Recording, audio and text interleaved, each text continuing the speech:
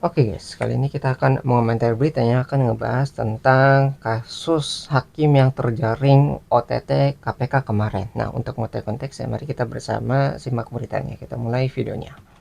Pemirsa, putusan pengadilan seharusnya bicara soal hukum, bukan soal harga. Ini ada kasus di Depok, sengketa lahan berubah menjadi transaksi di balik meja. Dari ruang sidang ke lapangan golf, inilah cerita suap yang melibatkan pimpinan pengadilan negeri Depok. Kita mulai pemirsa. Pada tahun 2023, kasusnya pengadilan negeri Depok ini mengabulkan gugatan yang diajukan PT KD. Ini adalah sebuah badan usaha. Ini terkait sengketa lahan seluas 6.500 meter persegi di Kecamatan Tapos, Kota Depok, Jawa Barat. Memasuki Januari 2025, PT KD ini mengajukan kemudian permohonan pemirsa untuk eksekusi pengosongan lahan ke PN Depok. Namun sampai Februari 2025, PN Depok ini belum juga melaksanakan eksekusi. Padahal PT KD sudah berkali-kali mengajukan permohonan mengingat lahan ini akan Tuh ya, dimanfaatkan. dipersulit tuh Di ya. sisi lain, pada Februari 2020, Tuh, jadi karena prosesnya dipersulit gitu ya. Jadi minta duit nih dari pengadilan negerinya dan menyebabkan ya tadi si perusahaannya itu akhirnya kan menego gitu. Kalau nego di sini berarti ada komunikasi gitu kan. Beda dengan ceritanya dengan pemerasan gitu. Kalau pemerasan si si apa hakimnya ini gitu ya itu memaksa si perusahaan untuk membayar. Nah, itu berbeda kalau apa ya, pemerasan kan satu orang nih pelakunya. Kalau suap menyuap itu dua orang, ya berarti ya si hakimnya sama si pengusahanya itu ada kerjasama gitu ya. Ya, itu bedanya suap menyuap sama pemerasan. kemudian warga juga mengajukan PK atau peninjauan kembali atas putusannya. Dalam proses ini, Ketua dan Wakil Ketua PN Depok diduga meminta jurusita Depok ini kemudian menjadi penghubung dengan pihak PT KD melalui juru bicara ini, maksud kami jurusita ini. Kemudian juga mereka diduga meminta uang sebesar 1 miliar rupiah agar eksekusi lahan bisa dipercepat. Permintaan ini disampaikan melalui Berliana Tri Kusuma selaku Head Corporate Legal PT KD. Selanjutnya, jurusita PN Depok tadi, Yohansah Marwanaya, melaksanakan eksekusi pengosongan lahan. Jadi alurnya tadi pemirsa sudah ada sampai di nego harganya, kemudian lahan dieksekusi. Setelah dieksekusi, Berliana kemudian menyerahkan uang sebesar 20 juta kepada Yohan. Kemudian di Februari 2026, dia ketemu kembali Yohan di sebuah lapangan golf dan dalam pertemuan ini Berliana menyerahkan uang sebesar 850 juta rupiah. Uang ini berasal dari pencairan cek yang dibuat berdasarkan pembayaran invoice fiktif PT SKBB Consulting Solusindo ke bank. Itu dia pemirsa untuk berkenaan dengan kasusnya. Ya, jadi bahaya banget ya karena apa ya, masalah birokrasi kalau misalnya tidak kompeten orang-orang yang di sana itu akan dimanfaatkan peluang-peluang seperti ini untuk apa ya, terjadinya korupsi gitu. Kalau misalnya benar kompeten itu sebenarnya nggak perlu bayar gitu ya karena kita sebagai masyarakat gitu ya udah ngebayar gaji mereka dan mereka tuh harusnya bisa mengeksekusi lahan tadi itu tanpa bayaran sedikit pun gitu ya. Jadi ya, mereka ngambil apa ya peluang-peluang tadi gitu ya walaupun tadi bisa mungkin berapa miliar gitu mungkin ratusan juta tapi kalau dikumpulkan gitu ya itu jumlahnya mungkin sangat besar sekali gitu ini yang ketahuan mungkin ada yang sebelum-sebelumnya yang nggak tidak diketahui gitu ya jumlahnya dan itu sangat merugikan sistem apa ya, birokrasi di Indonesia gitu. Jadi kalau misalnya terus dilakukan nanti kasihan nih yang nggak punya uang berarti nanti nggak bakal dieksekusi, bakal dipersulit, bakal diperlambat dan ini akan merugikan orang-orang yang terlibat sama hukum di Indonesia. Jadi nggak benar-benar nggak adil ya hukumnya kalau misalnya diterapkannya seperti ini. Jadi yang punya uang dia yang memiliki kekuasaan. Nah ini sangat tidak dibolehkan dalam hukum di Indonesia gitu. Karena harus menjunjung keadilan. Itu kalau misalnya yang punya uang itu yang berkuasa berarti nggak adil dong. Yang nggak punya uang gimana kalau misalnya mencari keadilan? Gitu kan itu yang menjadi pertanyaan gitu apalagi ini yang melakukan kepalanya gitu ya bagian atasnya gitu bukan anak buahnya ya, ya. Operasi tangkap tangannya juga seru nih pemirsa. Awalnya penyerahan uang dalam kasusnya diduga akan dilakukan pada pagi hari, di Kamis pagi. Namun pergerakan baru terlihat pada siang hari sekitar pukul 13.39 WIB. Tim KPK mulai memantau pergerakan dari ALF, staf keuangan dari PT KD.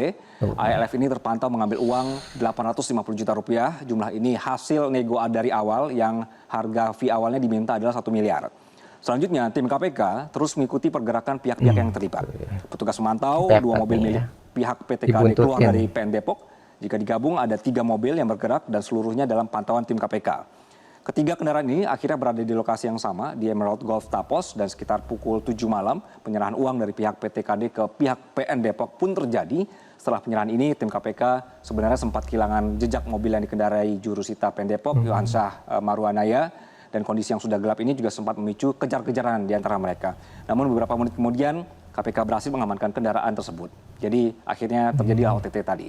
Ya, jadi kayak operasi tangkap tangan tuh operasi yang dilakukan gara-gara udah ada terjadi transaksi gitu. Jadi buktinya udah jelas nih. Oh, ini udah terjadi pindah tangan misalnya uang sebesar seberapa ratus juta atau berapa miliar tadi ke para pelaku itu ya, yang melakukan suap menyuap ataupun melakukan korupsi gitu. Kalau misalnya mereka belum menyerahkan, itu kan belum ada buktinya, belum terjadi transaksi. Nah, itu yang apa? Yang nggak bisa dibawa ke hukum karena kan nggak ada buktinya, itu belum ada transaksi dan sebagainya. Tapi kalau udah terjadi transaksi dan itu benar-benar fresh gitu ya, baru terjadi, ya itu akan lebih menguatkan bukti-bukti tadi. Jadi secara hukum bisa disalahkan gitu. Jadi si para pelaku korupsi ini nggak punya ruang untuk mencari-cari alasan atas transaksi tadi gitu ya. Jadi benar-benar fresh gitu, baru transaksi dibuntutin dan akhirnya bisa ditangkap. Ya, jadi benar ada apa ya, kejar-kejaran lah gitu ya, masalah penangkapan seperti ini. Itu kalau misalnya lolos nanti ya mereka bisa kabur kemana-mana, mungkin ke luar negeri bisa gitu ya, atau jadi buronan nantinya. Kalau misalnya lolos dari apa ya, jeratan hukum di Indonesia gitu ya, ya harus dihukum gitu. Kalau enggak ya nanti gimana dong, nggak adil gitu kan, mereka melakukan kejahatan tapi tidak mendapatkan konsekuensi dari kejahatan tersebut. Tangan KPK ini, pemirsa, KPK mengamankan ada 7 orang. Mereka terdiri dari pimpinan PN Depok, pihak swasta, serta pegawai PT Karabadikdaya yang merupakan perusahaan ini. Dari 7 orang yang diamankan, 5 orang kemudian ditetapkan sebagai tersangka. Ada Ketua PN Depok, pemirsa, ini yang kemudian menjadi perhatian. Wakilnya juga kena, Wakil Ketua PN Depok, Bambang Setiawan, ini juga Bagian menjadi tersangka. atasan-atasannya nih ya. Lalu tadi ada jurusita di PN Depok juga kena, Yohansyah. Lalu dirutnya dari PT KD juga kena, dan Berliana Tri Kusuma ini selaku head corporate legalnya juga menjadi tersangka. Oh ya, jadi dari perusahaannya ada, dari bagian pihak negaranya itu juga ada gitu ya. Jadi bagian apa ya, tadi bagian kepalanya iya, dan jurusitanya juga termasuk. Jadi ini dua pihak gitu ya, yang bekerja sama untuk memuluskan rencana tersebut. Jadi karena dua pihak ya, jadinya suap menyuap gitu kan. Kalau misalnya si dari pihak negerinya gitu ya, jadi pengadilannya itu yang memaksa, berarti nanti jadi pemerasan. Ya karena ada kerjasama, berarti jadinya penyuapan gitu ya, suap menyuap antara si korporat tadi, perusahaan itu sama pengadilan negerinya. Berupa uang 850 juta rupiah tunai disimpan dalam tas ransel berwarna hitam. Menurut KPK ini menunjukkan pola baru dalam praktik suap. Kalau sebelumnya uang disimpan di karung atau kardus, kali ini disimpan rapi di dalam tas ransel. Nah, pemirsa, Komisi Pemberantasan Korupsi (KPK) maksud saya, kini melangkah lebih maju dalam mengungkap kasus dugaan suap di kasus ini, pemirsa. Kali ini KPK akan mendalami peran direksi PT KD, mengingat uang suap yang digunakan ini diduga berasal dari keuangan perusahaan. Penelusuran ini berangkat dari pertanyaan mendasar. Bagaimana mungkin uang perusahaan bisa keluar dalam jumlah besar tanpa sepengetahuan atau persetujuan pimpinan? Nah, pelaksana tugas Deputi Penindakan dan Eksekusi KPK Asep Guntur Rahayu menegaskan pengeluaran keuangan perusahaan tidak bisa dilakukan sembarangan. Apalagi dalam kasusnya tersangka pemberi suap yang telah ditetapkan ini juga bukan sosok pemimpin tertinggi di PT KD. Keraguan ini kemudian muncul dan KPK menilai tidak masuk akal kalau tersangka pemberi suap harus mengeluarkan uang pribadi sampai di angka 850 juta rupiah untuk kepentingan perusahaan. Gitu ya. Jadi namanya perusahaan tuh ada yang namanya kan checks and balance. Jadi nggak bisa tuh tiba-tiba keluaran ratusan juta gitu ya untuk kebutuhan tertentu. Makanya harus tertulis gitu di buku apa ya, akuntan lah. Itu pokoknya nanti harus tahu ini pengeluaran buat apa nih gitu. Jangan-jangan fiktif gitu. Misalnya buat bayar apa gitu, ternyata buat suap menyuap gitu. Nah, ini yang harus telusuri, karena di perusahaan pasti tercatat pengeluaran tersebut. Kalau misalnya nggak tercatat, berarti perusahaannya itu nggak bagus gitu ya. Masa ada pengeluaran sebesar ratusan juta tapi tidak bisa dilacak. Nah, ini nanti bisa dilacak nih, ini uang 850 juta ini gitu, itu sebenarnya pengeluaran apa di perusahaan gitu. Kok bisa jadi suap menyuap jadinya buat uang nyuap gitu. Ya itu nanti bisa ditelusuri ke bagian perusahaan yang mengeluarkan apa ya, arahan tadi gitu. Apakah yang terlibat ini hanya pelaksananya atau ada pimpinannya juga yang bagian atasnya lagi yang ikutan juga gitu ya masalah suap penyuapnya gitu, karena harus tercatat nih yang perusahaan yang bagus seperti itu harus mengedepankan namanya checks and balance gitu, jadi nggak ada pengeluaran yang tidak tercatat. Kalaupun nggak kalau nggak tercatat berarti itu nggak bagus dalam pembukuannya gitu ya. Jadi harus ada buktinya gitu kenapa uang ini bisa keluar dan siapa yang menyetujui program tadi atau pengeluaran tadi. Ini merupakan hasil nego dari permintaan awal yang mencapai 1 miliar rupiah. Untuk menjawab ini kemudian KPK melakukan pendalaman, saksi-saksi diperiksa, sementara dokumen dan berkas terkait perkara ini juga sudah mulai ditelusuri. Semua ini dilakukan untuk memetakan apa peran dari direksi PT KD dalam kasusnya. Dalam perkembangannya sekali lagi sudah ada 5 orang tersangka dalam kasusnya pemirsa. Oh ya, nggak cuma satu orang tuh yang bermain ya.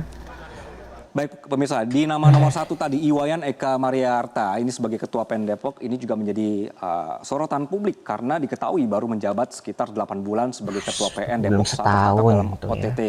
Nah, kita lihat informasi grafik berikutnya pemirsa, apakah kemudian Bayangin tuh ya, belum setahun udah melakukan tindak pidana korupsi. Itu berarti mereka udah terlalu nyaman dengan jabatannya sehingga belum 1 tahun mereka udah melakukan kejahatan. Bayangin yang belum 1 tahun aja udah melakukan kejahatan. Kalau misalnya mereka lebih lama di sana, mungkin mereka lebih banyak akan melakukan kerusakan ataupun korupsi-korupsi berikutnya gitu ya. Yang bayangin yang belum setahun aja udah melakukan hal seperti ini.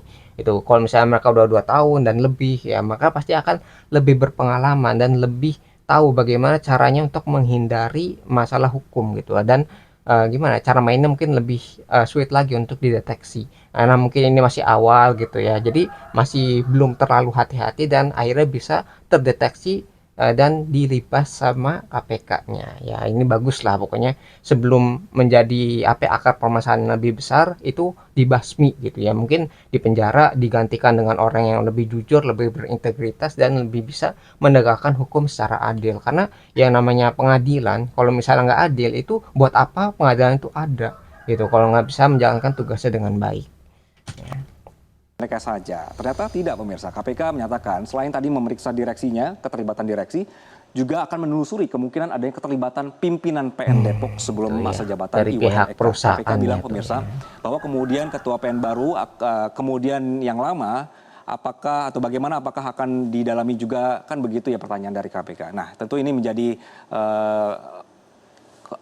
jadi upaya dari KPK juga untuk menjadi pintu masuk untuk perkara selanjutnya atau juga memperdalam kasusnya pemirsa. Jadi akan ditelusuri orang-orang yang kemungkinan masih bisa atau terlihat terlibat dalam kasusnya.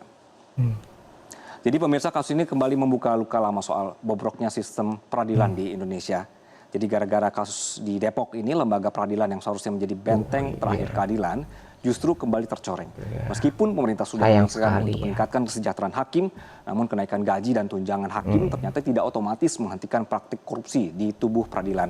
Ya, OTT jadi kayak gaji yang tinggi itu tidak mencegah seseorang tuh melakukan kejahatan. Jadi kan harapannya gajinya tinggi, ya mereka nggak perlu mencari penghasilan tambahan di luar dari gaji yang telah diberikan. Kalau misalnya gaji di luar itu kan kayak tadi ya, mungkin korupsi ada pemerasan dan sebagainya gitu kan. Karena gaji udah cukup ya mereka nggak perlu melakukan hal-hal seperti tadi. Itu harapannya. Tapi ternyata ya gaji udah dinaikkan gitu, masih melakukan tindak pidana korupsi seperti ini. Berarti emang bergantung pada orangnya gitu. Kalau misal orangnya itu merasa cukup, mereka tidak perlu melakukan kejahatan untuk memenuhi kebutuhan sehari-harinya. Tapi kalau misalnya orang tadi itu emang tidak bersyukur gitu ya, dari karakternya itu tidak jujur gitu. Nah, itu akhirnya melakukan kejahatan tadi gitu. Sebanyak apapun kita membayar mereka dengan gaji yang sangat tinggi, ya mereka akan tetap melakukan kejahatan. Ya berarti emang dari karakternya yang harus diperbaiki. Bagaimana cara memilih hakimnya atau mungkin seleksinya di bagaimana supaya si hakim ini benar-benar